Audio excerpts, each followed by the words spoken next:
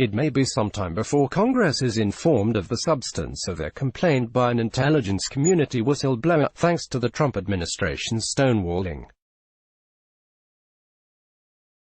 But if reporting by the Post and the New York Times is correct, it touches on a matter already under congressional investigation, an apparent attempt by President Trump to coerce the government of Ukraine into investigating his political opponents, including Democratic presidential candidate Joe Biden.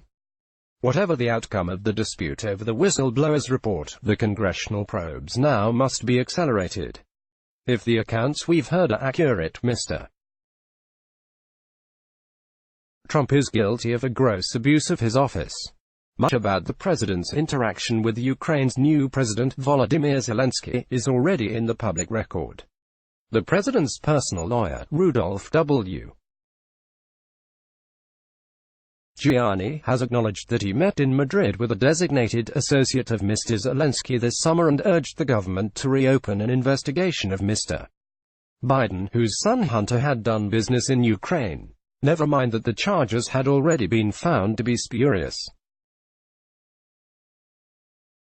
Mr. Giuliani also demanded a probe of the 2016 revelations of payments by a Ukrainian political party to Mr. Trump's campaign chairman, Paul Manafort, which Mr. Trump believes were part of a plot to wreck his candidacy. Mr. Giuliani's intervention reportedly came after a July 25 phone call between Mr. Trump and Mr. Zelensky, during which Mr.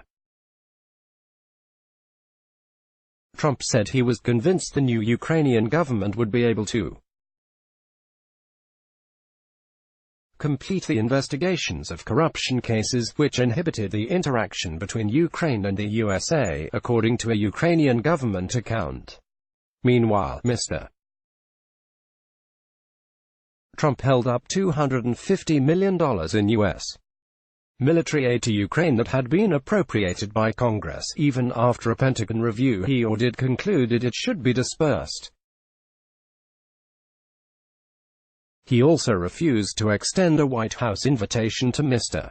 Zelensky, a pro-Western reformer who is trying to defend his country from Russian aggression. As we previously wrote, we have been reliably told that Mr. Trump made a connection between the Biden and Manafort investigations he wanted and the aid to Ukraine. In meetings to discuss the new government, he railed about the cases. In a television interview Thursday night, Mr. Giuliani all but confirmed this account. The reality is the President of the United States has every right to say to another leader of a foreign country, "You got to straighten up before we give you a lot of money," Mr. Giuliani said on CNN. It is perfectly appropriate for Trump to ask a foreign government to investigate this massive crime that was made by a former vice president. No, it is not appropriate for the president to use congressionally appropriated military aid as leverage to pressure another government to investigate one of his potential opponents in the 2020 election is a blatant misuse of power. If Mr. Trump promised aid in exchange for an investigation, it would represent direct collusion with a foreign government to help his re-election campaign.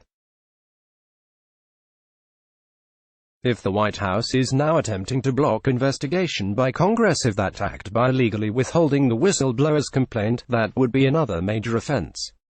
Though the White House surely will continue to stonewall, the three House committees that already announced an investigation of the Ukraine affair must pursue it as aggressively as possible.